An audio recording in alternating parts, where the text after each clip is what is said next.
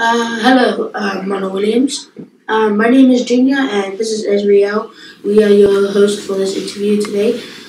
I got 4 or 5 questions for you today, Thank and you. that will be all. Ronald Williams, what were the few steps you took to become an author? I always liked to write. I believe it was in me to write, the way that it is in Bowden Barrett to play rugby. And so I always wrote. Unfortunately, whenever I read something wonderful in a book, I would copy that style. I wouldn't copy the information, but I would copy that style. And once I was about 11 years, and I wrote, it was in the year 17 whatever, to begin my story, because I had read in Westward Ho or one of those novels that that's how the story began.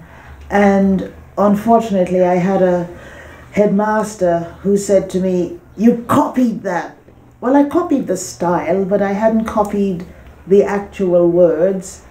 And I felt so ashamed because he thought I had just copied somebody and I'd stolen information that I stopped writing for a long while.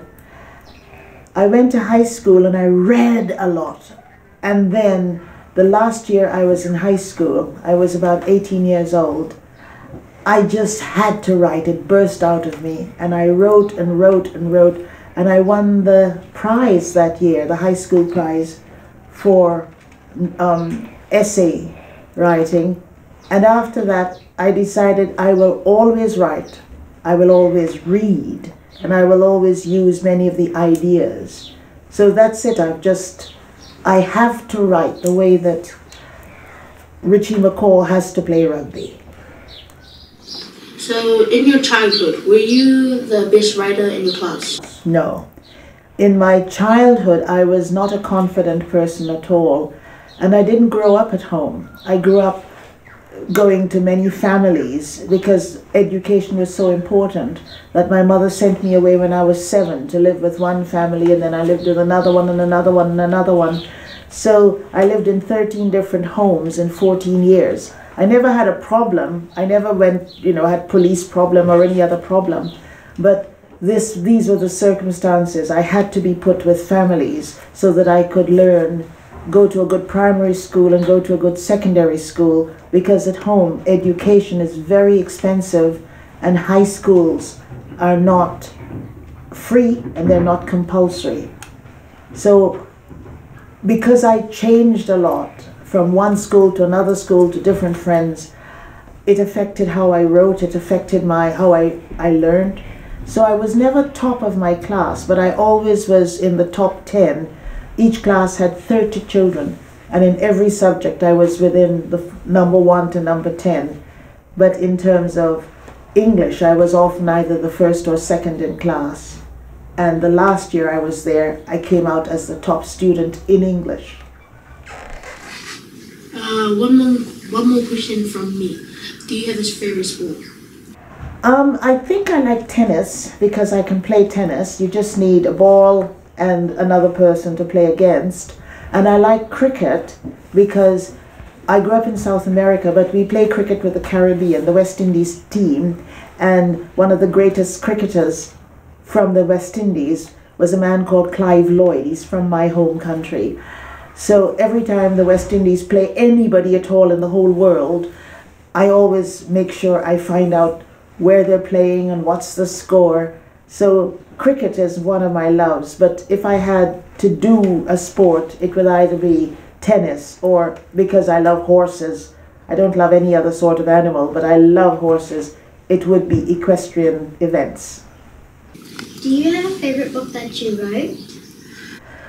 I wrote one with Joy Cowley called Two of a Kind, and that's my favorite of short stories. Then I wrote for the school journals, and I think you're going to have your teacher show you my school journal stories, and you could decide on the one you like best. One I like best is the shortest one. It was only 500 words, and it's called Old Medicine, and you'll be reading that.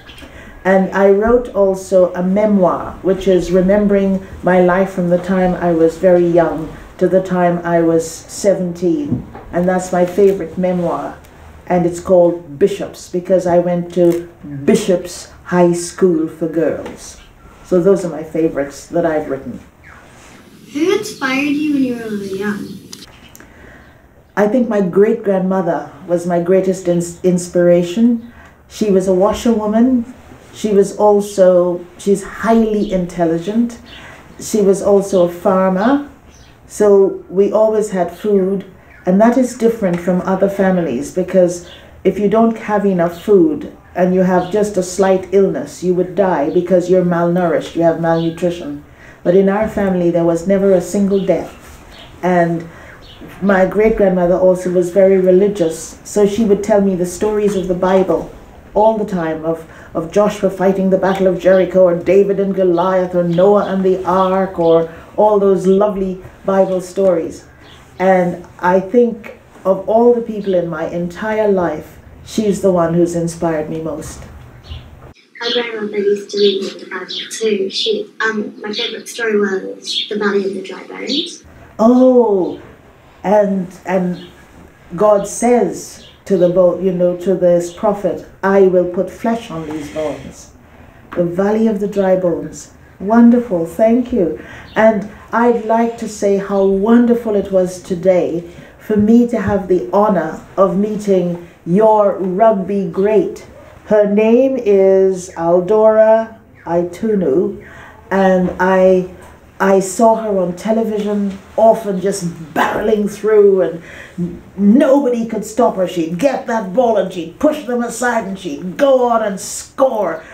And I never imagined I would meet her. And I met her today in your school, and I was impressed by the porphyry that you gave her, the haka that you did, and I was in tears. I was crying. So thank you, Pomaria School. You have honored me by giving me a great experience of coming here. Thank you. Thank you for your time. Thank you.